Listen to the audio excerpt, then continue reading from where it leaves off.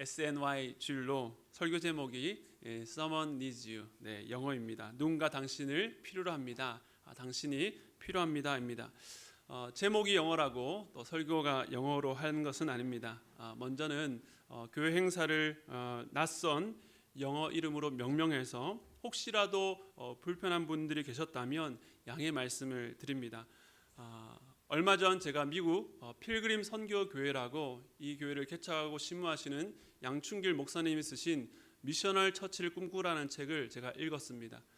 그런데 거기서 미셔널 처치라고 하는 것은 이 선교적 교회를 말하는데요. 우리가 선교적 교회라고 할 때에 선교사를 많이 파송하고 또 후원하는 교회라고 생각하기 쉬운데, 여기서 말하는 선교적 교회는 교회가 각 교회 성도들 한 분 한 분이 각자 사는 곳에서 선교적 삶을 살도록 힘쓰는 그 교회 성도들의 이야기였습니다. 이 교회 성도들이 자발적으로 동참해서 자신이 하나님께 받았던 그 달란트, 또 자신의 직업의 현장에서 그 지역을 섬기는 그 이야기로 가득했는데, 그 글을 읽으면서 참 감동적이고 참 은혜가 되었습니다. 이 교회가 개척 초기에 했던 것이 바로 Someone needs you 카드였다고 합니다.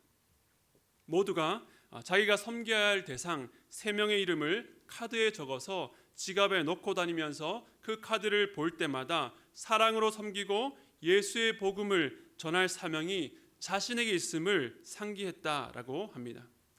제가 그 글을 읽을 때에 참 감동이 되었고, 이번에 이렇게 Someone needs you 주일로 지키게 되었습니다. 우리 PPT를 한번 보여주시면요. 그 앞 PPT, Someone needs you를 이제 약자로 SNY라고 하죠. 근데 제가 이렇게 여러분들에게 소개할 때마다 SNY라고 하는 게 참 힘들었습니다. 다음 페이지 한번 넘겨주시고요. 그런데 제가 영어 단어를 찾아보니까 이 SNY가 스나이라고 해서 하천 지류라는 뜻을 갖고 있다는 것을 보게 되었습니다. 이 하천 지류가 어떤 의미입니까? 큰 강에서 갈려 나온 그런 작은 물줄기인데, 그 뜻을 생각해 보니 놀랍게도 이 Someone needs you 주일의 의도와 매우 잘 어울렸습니다. 이번 스나이 주일을 통해서 우리를 향한 하나님의 사랑, 그 감당할 수 없는 사랑이 우리가 살아가는 삶의 현장에서 작은 지류처럼 여러분들에게, 이웃에게 흘러나가기를 소원합니다. 오늘 이 말씀을 저는 크게 두 부분으로 나눠서 전하려고 합니다. 먼저 첫 번째는 내 이웃이 누구인가라는 질문이고요. 두 번째는 그렇다면 그 이웃을 어떻게 사랑해야 하는가라는 이 두 가지로 나눠 보겠습니다. 먼저 첫 번째입니다. 내 이웃은 누구인가? 우리가 지난 2년간 코로나를 겪으면서 격리라는 말을 익숙하게 들어오셨을 것입니다. 많은 분들이 격리를 하거나 또한 누군가를 격리시키는 경험을 해보셨을 것입니다. 스스로 고립되는 것도 참 힘들었지만, 나를 위해서, 또 다른 가족들을 위해서 누군가를 분리시키고 격리시키는 것이 참 쉽지 않은 경험이었습니다. 그런데 우리의 삶을 곰곰이 생각해 보면 전염병이 아니어도 자기 스스로 고립되거나 누군가를 고립시키는 경우를 우리는 종종 보게 됩니다. 고립된 사람들, 고립시키는 사람들, 이 발달된 인터넷 환경을 통해서 다양한 방식으로 활발하게 소통하지만 서로의 내면에 깊이 다가가지 못하고, 그래서 관계는 한없이 가벼워지고 고독한 시대를 살아가고 있습니다. 하나님께서는 오늘 우리가 맞닥뜨려 있는 이 시대 속에서 오늘 이 교회를 통해서 어떤 말씀을 주시는지를 함께 나누기를 원합니다. 오늘 말씀에 한 율법 교사가 등장합니다. 당시 율법 교사란 서기관으로 대부분은 바리새파에 속한 사람들이었습니다. 신구약 중간기라고 하는 약 400년 동안에 유대인들 안에서 등장했던 다양한 리더 그룹들 중에 한 무리였습니다. 그들은 하나님 율법을 맡아서 연구하고 가르치는 역할을 했습니다. 이들은 역사와 하나님 율법을 돌아보면서 과거 이스라엘이 멸망당했던 그 원인을 조상들이 여호와의 율법을 철저히 지키지 않았다라는 데서 찾았습니다. 그래서 율법을 철저히 연구해서 백성들이 율법을 제대로 지키게 하는 것이 이스라엘을 회복해야 하는 길이며 자신들의 사명으로 여긴 것입니다. 그러나 우리가 복음서를 읽으면서 알 수 있는 것은 그들은 결국 자기도 질 수 없는 율법의 짐을 백성들에게 지워서 그들을 오히려 하나님과 더 멀어지게 만들고, 그러나 그럼에도 불구하고 자신은 그 율법을 잘 지킨다라고 착각해서 자기 의로 가득했다는 것을 알게 됩니다. 물론 당시에 이 물질과 세상 권력을 쫓아다녔던 제사장 그룹, 또 사도계파 그룹, 헤롯 왕과는 달랐기 때문에 예수님께서 처음 등장하셨을 때는 그들이 예수님이 자기들과 비슷한 부류라고 생각했을지도 모릅니다. 하지만 시간이 갈수록 주님의 가르치심과 그 행동이 자기들의 권위를 위협한다라고 생각하자 그들은 적대적으로 대응하기 시작했습니다. 사람을 보내서 예수님의 율법 해석에 제동을 걸려고 했고, 그때마다 주님이 가르치는 권세와 권위 앞에서 아무 말 할 수 없이 그냥 돌이켜야만 됐습니다. 오늘 이 등장한 율법 교사도 예수님을 시험하려고 질문합니다. 25절 하반절인데요. 이렇게 질문합니다. 선생님, 내가 무엇을 하여야 영생을 얻으리까? 이 질문을 통해서 이 율법 교사의 율법관, 또 더 나아가서 구원관이 무엇인지를 알 수 있습니다. 이 사람은 행위, 즉 율법을 철저히 지킴으로 구원을 얻을 수 있다라고 확신했습니다. 그 뒤에 예수님께서는 26절에서 율법에는 뭐라고 기록되어 있으며 내가 그것을 어떻게 읽느냐라고 물으셨습니다. 즉 주님은 너희들이 잘 안다고 생각하는 율법에서 너희는 그것을 어떻게 이해하고 있느냐라고 물은 것입니다. 그랬더니 율법사의 대답이 27절입니다. 우리 함께 읽겠습니다. 시작. 대답하여 이르되 내 마음을 다하며 목숨을 다하며 힘을 다하여 뜻을 다하여 주 너희 하나님을 사랑하고 또한 내 이웃을 내 자신같이 사랑하라 하였나이다. 하나님의 말씀 율법을 요약하면 10계명이 되고, 그것을 다시 조리면 하나님 사랑과 이웃 사랑으로 2계명으로 정리할 수 있습니다. 즉 모든 성경에 나와 있는 율법은 하나님 사랑과 이웃 사랑에서 파생된 것이라고 할 수 있습니다. 율법을 오랫동안 연구했던 교사답게 정확하게 대답한 것입니다. 주께서는 그 대답을 듣고 그래, 네 대답이 옳다. 이제 이를 행하면 살리라 라고 말씀하셨습니다. 그런데 율법 교사가 계속 대화를 이어갑니다. 29절인데요. 우리 함께 읽겠습니다. 시작. 그 사람이 자기를 옳게 보이려고 예수께 여짜오되 그러면 내 이웃이 누구니까? 이 사람이 율법의 2 큰 계명 중에 이웃 사랑에 대해서 질문합니다. 그에게 있어서 하나님 사랑은 의심할 여지 없는 그런 일이었습니다. 그는 누구보다 열심히 그리고 충분히 하나님을 사랑한다고 여겼을 것입니다. 그래서 이 질문을 한 의도에 대해서 29절에 보면 그 사람이 자기를 옳게 여기려고 보이려고 했다라고 말합니다. 마치 바리새인이 큰 시장가 사람들 많이 보는 데서 하나님께서 기도하며 자주 금식하고 자신의 경건을 과시하려고 했던 것처럼 이 사람도 자기가 이웃 사랑을 얼마나 잘하고 있는지를 드러내고 싶었던 것입니다. 내 이웃이 누구인지 예수님이 그 범위를 알려주시면 자신이 그 이상으로 사랑했다는 것을 드러내고 싶었던 것입니다.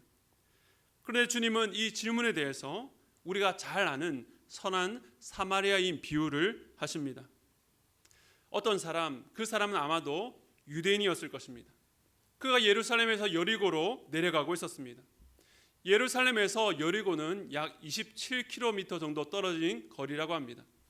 예루살렘은 해발 고도가 900m쯤 되고 여리고는 해수면 아래쪽으로 300m 되는 저지대였기 때문에 그 길은 가파른 내리막길이었고 그 길에는 울퉁불퉁한 바위와 여러 동굴들도 많아서 강도들이 숨어 있다가 강도짓을 많이 했다라고 합니다. 바로 이곳에서 한 사람이 강도를 만나서 옷을 빼앗기고 죽을 만큼 매를 맞고 버려져 있었습니다. 그때 마침 2 사람이 차례대로 그 곁을 지나갑니다. 31절과 32절입니다. 함께 읽겠습니다. 시작. 마침 한 제사장이 그 길로 내려가다가 그를 보고 피하여 지나가고 또 이와 같이 한 레위인도 그곳에 이르러 그를 보고 피하여 지나가되. 제사장과 레위인 모두가 강도당한 자를 보았지만 어떻게 했다고요? 피하여 지나갔습니다. 그들은 이 상황에 개입하기를 원치 않았습니다. 그 사람을 돕다가 자신들도 강도의 위협을 당할까 봐 그랬는지, 아니면 예루살렘에서 안식을 지키고 제사를 드리고 자기 사는 곳으로 내려가다가 이 사람을 돕다가 혹시라도 이 사람이 죽게 되면 자기가 부정한 자가 되어서 그것이 신경 쓰였는지 모르겠지만 그는 고아와 과부와 가난한 자를 도우라는 하나님의 율법을 무시한 것입니다. 그런데 오늘 본문에 또 다른 인물인 사마리아인은 강도 만난 자를 보고 어떻게 했습니까? 우리 34절 함께 읽겠습니다. 시작. 가까이 가서 기름과 포도주를 그 상처에 붓고 싸매고 자기 은승에 태워 주막으로 데리고 와서 돌보아 주니라. 앞서 레위인과 제사장은 보고 피하여 지나가는데 이 사마리아인은 어떻게 해요? 가까이 가서 그 사람을 돌보았습니다. 상처에 기름을 붓고 포도주를 부어서 응급치료를 한 뒤에 자기가 타고 왔던 그 짐승에 태워서 주막으로 데리고 보살피고 주막 주인에게 돈을 쥐어주면서까지 돌봄을 부탁했습니다. 이후에 추가로 드는 비용에 대해서도 자기가 지불하겠다라고 말했습니다. 그런데 이 선한 사마리아인의 그 행동의 출발이 그 앞인 33절인데요. 우리 함께 읽겠습니다. 시작. 어떤 사마리아 사람은 여행하는 중 거기 이르러 그를 보고 불쌍히 여겨. 사마리아인은 그를 보고 어떻게 해요? 불쌍히 여겼습니다. 여기서 불쌍히 여긴다라는 단어는 헬라어로 스플랑크 니조마이라고 합니다. 신약 성경에서 여기 공간복음에서만 12번 사용됐는데 모두가 예수님에 대해서 설명할 때에 사용되었던 말입니다. 병자를 보시며 아들을 잃은 나인성 과부의 울음을 보시며 목자 없는 양 같은 자들을 바라보시며 예수님은 스플랑크 니조마이 하셨습니다. 또한 이 단어는 세 가지 비유에 쓰였습니다. 왕이 1만 달란트 빚진 자를 향해서, 그리고 아버지가 탕자를 향해서, 그리고 오늘 본문에 사마리아인이 강도 만난 자를 향해서 스플랑크 니조마이 했습니다. 스플랑크 니조마이, 불쌍히 여긴다. 이 단어는 예수님의 단어이며 이 단어가 쓰인 곳에는 반드시 전환점이 일어났습니다. 병자가 고침을 받고 죽은 자가 살아나며 빚진 자의 빚이 탕감되고 쾌락을 따라 집을 나갔던 아들이 자가 다시 아들의 지위로 회복되고 강도 만난 자가 도움을 얻게 됩니다. 우리는 불쌍히 여긴다는 단어를 그저 마음에 측은히 여기고 안 됐네 정도로 생각하지만 성경에 쓰인 이 단어는 구체적으로 상대방의 다양한 필요를 결핍을 채워줍니다. 사마리아인이 가던 길을 멈추고 자기가 타던 자리를 내어주고 일정이 지체되고 자기의 물질을 지불하고 이유까지도 책임지는 것이 스플랑크 니조마이였습니다. 주님은 이 비유 끝에 36절에서 이렇게 물으십니다. 내 생각에는 이 세 사람들 중에 누가 강도 만난 자의 이웃이 되겠느냐? 복음서에는 불순한 의도를 갖고 주님께 대화를 걸어온 자들이 오히려 그 대화를 통해서 자신들의 속내가 탄로나거나 대답하기 곤란한 상황에 빠지는 경우가 많습니다. 주님은 내 이웃이 누구입니까? 라고 묻는 율법 교사의 질문에 누가 강도 만난 자의 이웃이 되겠느냐라고 질문하셨습니다. 그런데 이 두 질문을 잘 비교해 보면 마치 천체가 지구를 중심으로 돈다는 천동설을 믿고 있던 그 시대에 지동설을 말한 것처럼 관점에 큰 변화가 있습니다. PPT 네 번째 한번 띄워주시죠. 율법 교사는 철저히 자기 중심, 자기 관점에서 질문했습니다. 자기를 중심으로 두고 동심을 그려서 내가 어떤 범위까지 사랑해야 될 이웃인지를 묻고 있습니다.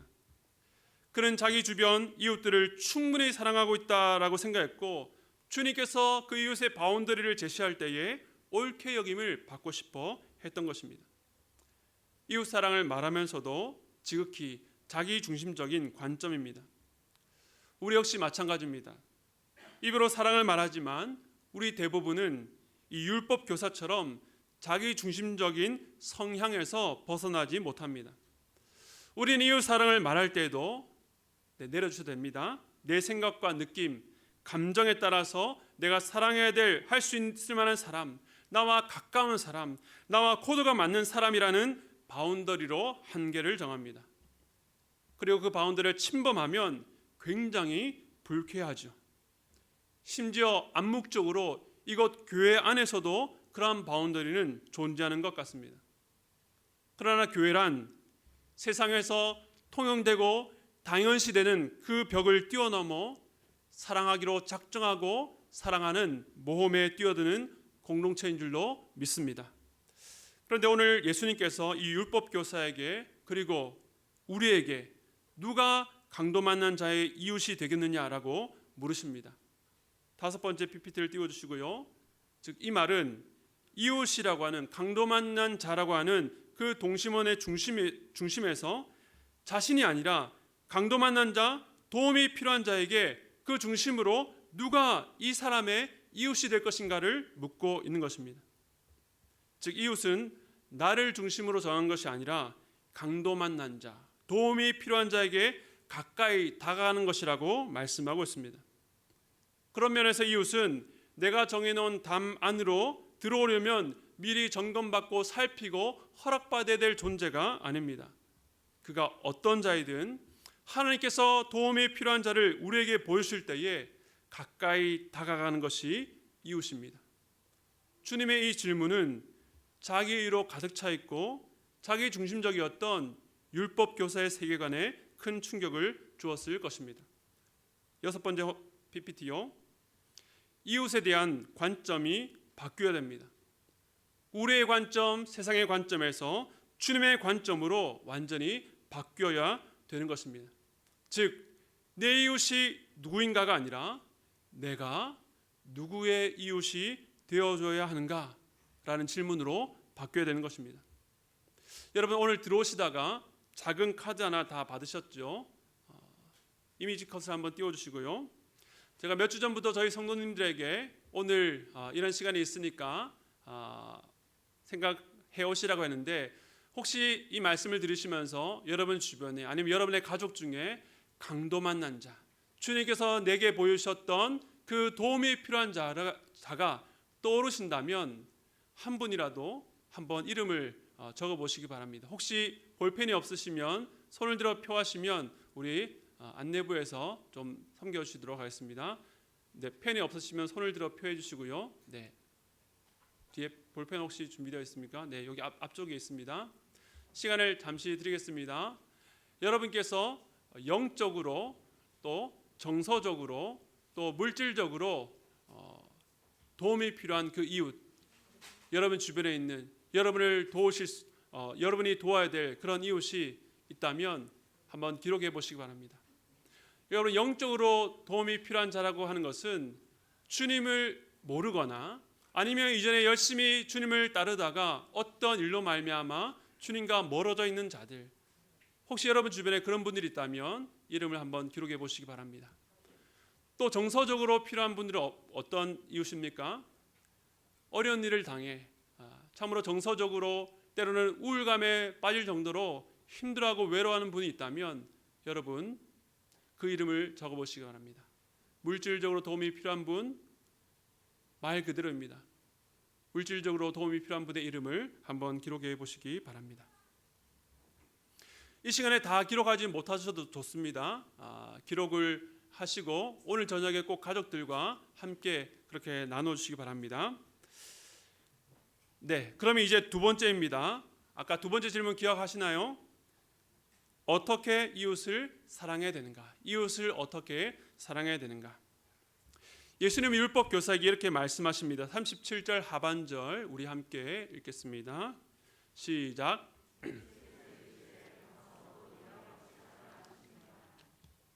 우리가 오늘 첫 번째 부분에서 내 이웃은 나를 중심으로 결정하는 것이 아니라 도움이 필요한 이웃을 중심으로 봐야 되는구나. 내 주변에 도움이 필요한 자들에게 내가 이웃이 되어줘야 되겠다. 내 것을 희생하면서 돕는 자가 되어야지 라고 끝난다면 주님께서 오늘 이 말씀을 통해서 우리에게 가르쳐 주시고자 하는 바를 제대로 깨달았다고 할 수가 없습니다.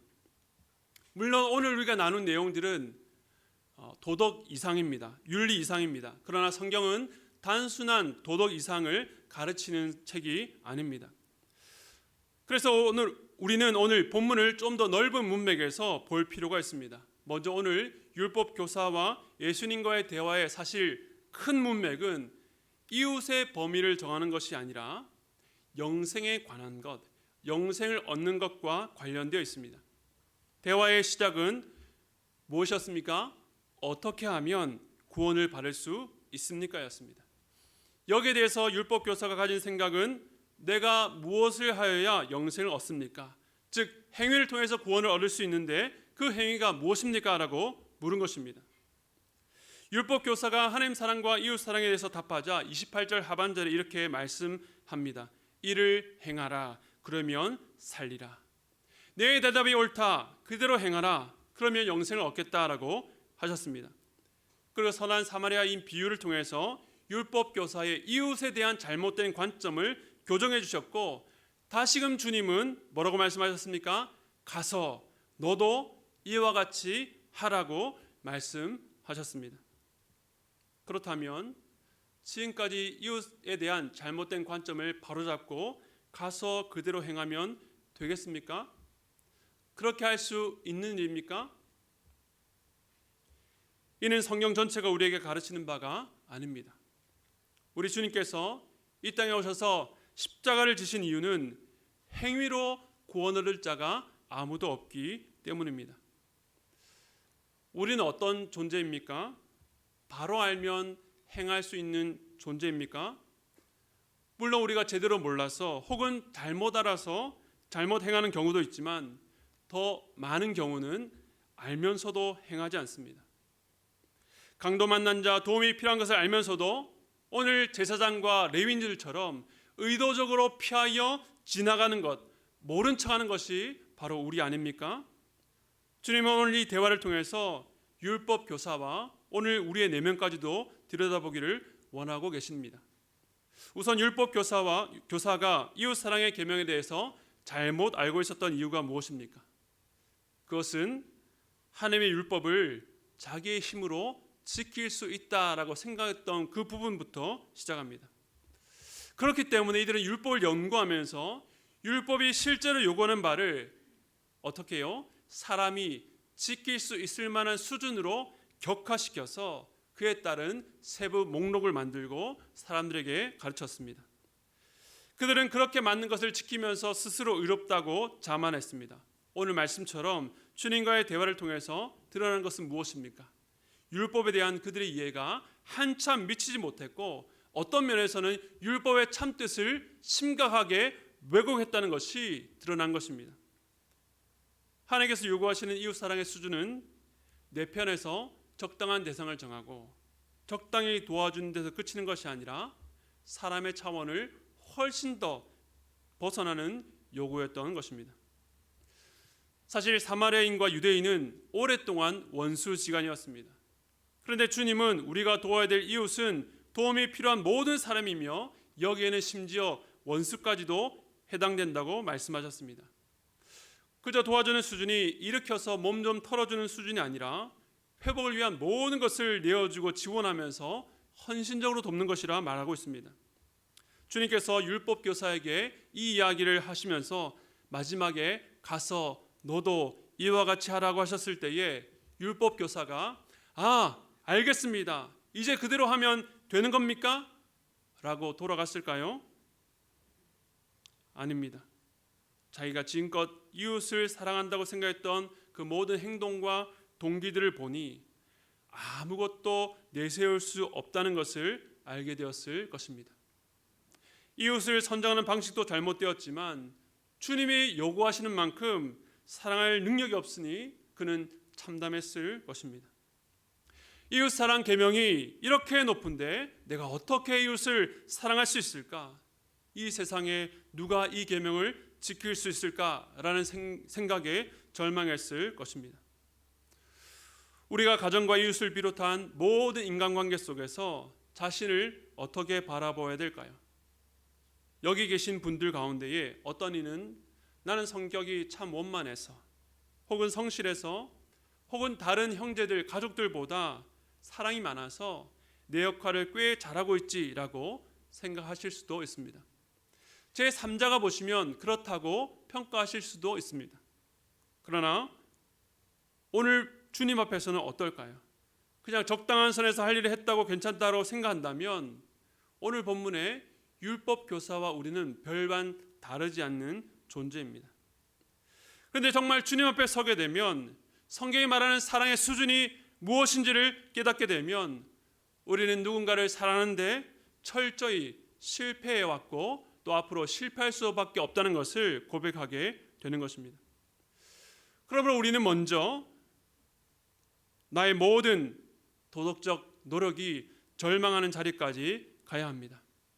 이 땅 위에서 내가 어떤 사람보다 조금 더 낫다고 생각하는 도덕적인 노력조차 사실은 더러운 누더기에 불과하며 하나님께서 요구하시는 사랑의 범위와 본질에는 전혀 미칠 수 없다는 것을 알아야 되는 것입니다. 이웃 사랑의 영역만이 아니라 하나님께서 요구하시는 모든 율법의 수준, 의의 수준으로 볼 때에는 우리는 모두 실패했다는 것을 깨달아야 하는 것입니다. 주님은 오늘 선한 사마리아인 비유를 모범을 보여주시고 율법 교사에게 그대로 따르라고 가르치신 것이 아닙니다. 우리는 여기서 또 한 번의 관점의 변화가 필요합니다. 사실 오늘 예수님의 비유에서 충격적인 것은 도움을 받은 사람이 사마리아인이 아니라 유대인이었다는 사실입니다. 도움을 준 사람이 유대인이 아니라 사마리아인이었다는 것입니다. 유대인은 선민이요 하나님의 백성이라는 자부심이 대단했습니다. 오늘 율법 교사처럼 유대인은 당연히 자비를 베풀어야 되고 도와주는 사람으로 여겨서 내가 도와줄 이웃이 누구입니까? 말해 주십시오라고 말했던 자였습니다. 그러나 주님은 의도적으로 오늘 이야기 속에 그 자신만만한 유대인을 어떤 위치에 두십니까? 강도를 만나 모든 것을 빼앗기고 거의 죽음 직전에 처한 자로 두셨습니다. 그리고 당연히 도와줄 것이라고 기대했던 제사장과 레위인들이 지나치고 전혀 도움 줄 수 없었던 출신, 유대인이 그토록 경멸하고 천대했던 사마리아인이 자비를 베풀어서 그의 생명을 건집니다. 예수님의 또 다른 비유 속에 1만 달란트 빚진 자의 빚을 탕감해 준 왕은 실질적으로 누구를 가리킵니까? 갚을 수 없는 인류의 죄의 빚을 청산해 주신 하나님이십니다.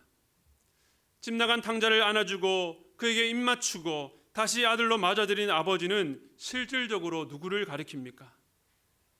하나님의 형상이라는 지위를 버리고 떠난 인생을 다시 맞아주시는 하나님 아버지입니다. 그렇게 볼 때에 강도 만난 자에게 자비를 베푼 사마리아인을 단지 우리가 따라야 될 모범으로 생각하는 것은 너무나도 축소된 해석일 것입니다. 모든 것을 빼앗기고 얻어맞아 거리에 버려진 이 강도 만난 자는 영적으로 볼 때에 아무 소망 없이 죽을 날만 기다려야 되는 유대인이며, 이를 살릴 수 있는 것은 그들이 신뢰했던 종교 지도자가 아니라 그들의 눈에 비천하고 율법을 폐하는 것처럼 보였던 예수가 아니냐고 말씀하고 있습니다. 가서 너도 이와 같이 하라는 율법의 요구 앞에 자신의 모든 미천이 드러나고 내가 어떻게 그렇게 살 수 있을까 절망하는 자에게 자비를 베푸시는 분, 너는 나를 먼저 만나야 된다라고 말씀하고 있는 것입니다. 오늘 이 말씀이 우리에게 주시는 메시지가 무엇입니까? 이 세상은 험하고 우리를 위협하는 요소들로 가득합니다. 마치 예루살렘에서 여리고로 내려가는 가파른 길과 같습니다.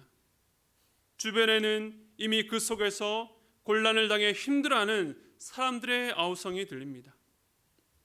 우리의 부모님, 우리의 자녀들, 형제와 친구들, 직장 동료, 교회 형제와 자매들, 나와 관계된 사람들을 어떻게 도와줘야 될까? 어떻게 사랑하고 어떻게 받아들이고 어디까지 과연 용서해줘야 될까?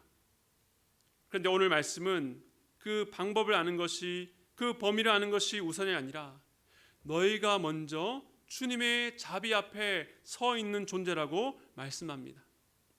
나는 내 힘으로 사랑할 힘도 능력도 없으며 그 무엇보다 나야말로 강도 만난 자처럼 주님의 자비와 도움이 필요한 자라고 말씀하시는 것입니다.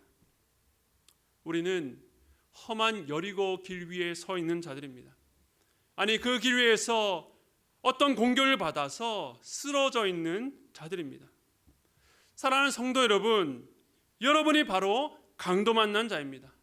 매를 맞아 거의 죽을 뻔했을 때에 주님이 여러분을 보시고 피하여 지나가지 아니하시고 스플랑크 니조마이 불쌍히 여기사 우리에게 가까이 다가오셨습니다. 그리고 우리의 상처를 싸매시고 값을 지불해 주셨습니다. 그 값이 무엇입니까? 동전 몇 개, 지폐 몇 장이 아닙니다. 당신의 전부를 우리를 건지시기 위해서 다 들이셨습니다. 그러고도 우리를 향한 모든 사랑을 여전히 포기하지 않으시는 주님, 이 놀라운 사랑 앞에 서 있는 여러분 자신을 모른다면, 그 사랑이 날마다 여러분의 마음에서 경험되지 않는다면 우리는 내 식대로 사랑하다 상처받고 내 식대로 미워하고 증오하는 삶을 살아갈 수밖에 없는 것입니다. 겉으로 남을 섬기고 도와주는 이타적인 모습을 취해도 실제 우리 안에 가득한 자기 중심적인 생각들로 계산하고 원망하고 우쭐댑니다. 우리가 어떻게 이웃을 사랑할 수 있습니까? 오늘 이 율법 교사의 잘못이 무엇입니까? 그것은 하나님 사랑을 건너뛰고 바로 이웃 사랑으로 넘어간 것입니다. 이 험한 여리고 길 위에 서 있는 자들에게 필요한 기도가 무엇입니까? 주님, 저를 불쌍히 여겨 주옵소서. 주님, 저는 주님의 은혜가 없으면 설 수 없는 죄인이오니 오늘도 넘치는 주님의 자비를 내 삶 속에 부어주시고 그 사랑을 날마다 경험하게 하옵소서. 이 사랑을 갈망하고 이 사랑을 경험하셔야 됩니다. 이런 은혜의 복음을 접촉한 자, 하나님의 원수로서 자기가 없는 내가 사랑을 받았다는 것을 깨달은 자들은 가장 배은망덕하고 가장 까다로운 자들도 사랑할 수 있을 줄로 믿습니다. 그것은 내 인간적인 의지가 아니라 주님의 아가페 사랑으로 스나이 흘려보내기 때문입니다. 하나님의 엄청난 사랑의 물줄기를 내 삶 속에 우리의 가족들과 이웃들에게 작은 지리로 흘려보내시기를 바랍니다. 그 사랑으로 이제 여러분이 강도 만난 이웃을 볼 때에 지나치는 것이 아니라 스플랑크 니주마이, 긍휼히 여기시고 가까이 다가가서 사랑을 흘려보내시기를 바랍니다. 그 일을 위해 저는 오늘 여러분이 그 주님께서 베푸신 사랑을 경험하고 그 사랑을 갈망하는 자리에 서기를 축복합니다. 하나님은 여러분을 사랑하십니다. 모두가 여러분을 지나쳐갈 때에 여러분을 불쌍히 여기시고 가까이 다가오시는 주님께서 바로 지금도 가난한 마음으로 앉아있는 여러분들에게 다가오셔서 여러분의 아픈 마음과 심령을 만져주시기를 소원합니다. 오늘 말씀을 기억하시면서 우리 찬양 같이 했으면 좋겠습니다. 마음이 지쳐서라는 찬양인데요, 우리 옛날에 불렀던 찬양입니다. 오늘 이 찬양 기억하시면서 여러분을 향해서 다가오시는, 내 주변에 아무도 없다 할 그때에 여전히 나를 향해서 기도하시고 안아주시는 그 주님의 마음이 여러분의 삶 가운데 전달되기를 원합니다. 함께 찬양했습니다. 마음이 지쳐서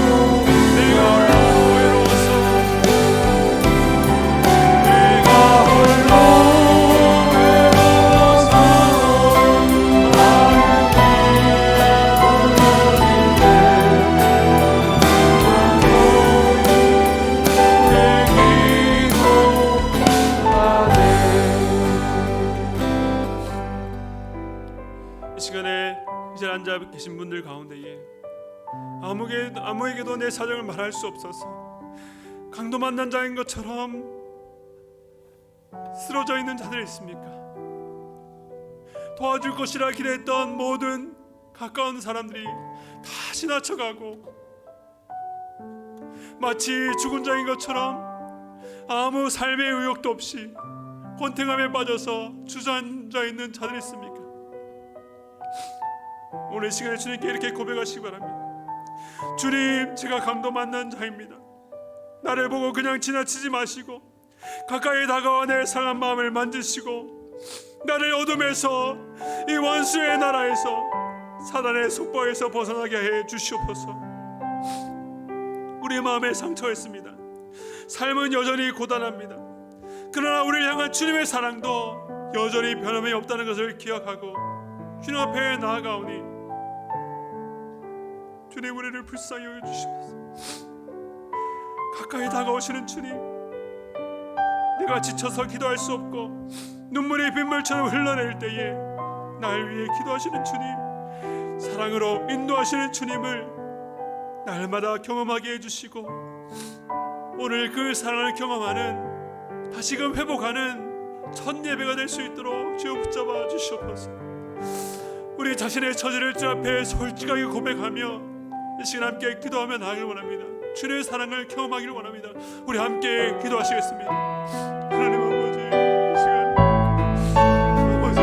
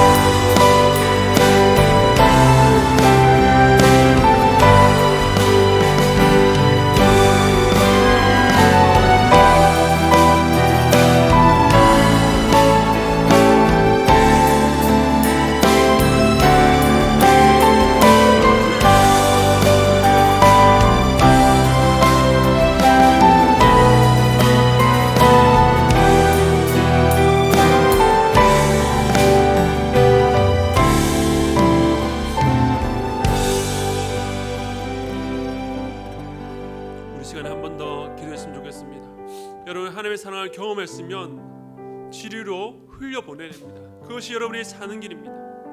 우리가 아까 기록했던 강도 만난 자, 우리를 필요한 자를 위해서 이 시간 함께 기도하길 원합니다.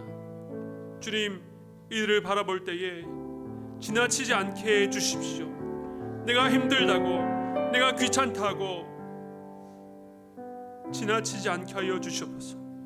스플랑크 니조마이, 그들을 불쌍히 여기고 가까이 다가갈 때에 주님 어떻게 도와야 될지 지혜를 주시고, 내가 다가 건네는 말 한마디, 따뜻한 위로, 보응, 그 기도가 그분에게 주님의 위로와 사랑으로 흘러갈 수 있도록 주님 나를 사용하여 주시옵소서.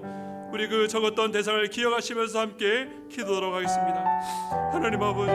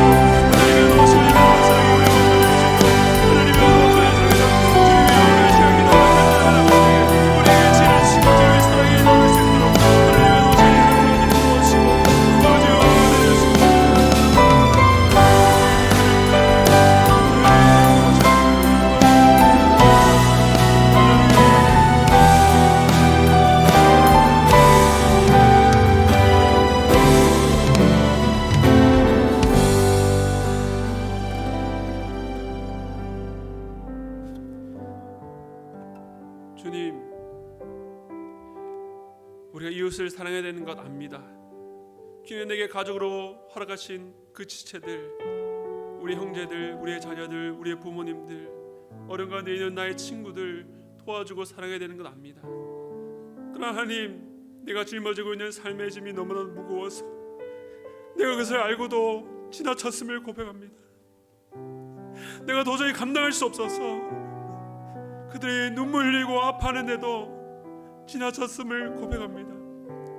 주님, 우리가 오늘 말씀 앞에서 강도 만난 자였음을 주님 앞에 고백하오니 주님, 우리에게 다가오셔서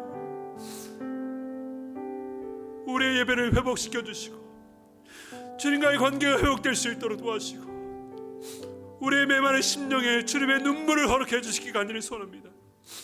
주님의 사랑으로 회복될 때에 주님, 우리도 주님께 바랐던 그 사랑을 흘려보낼 수 있도록 도와주시옵소서.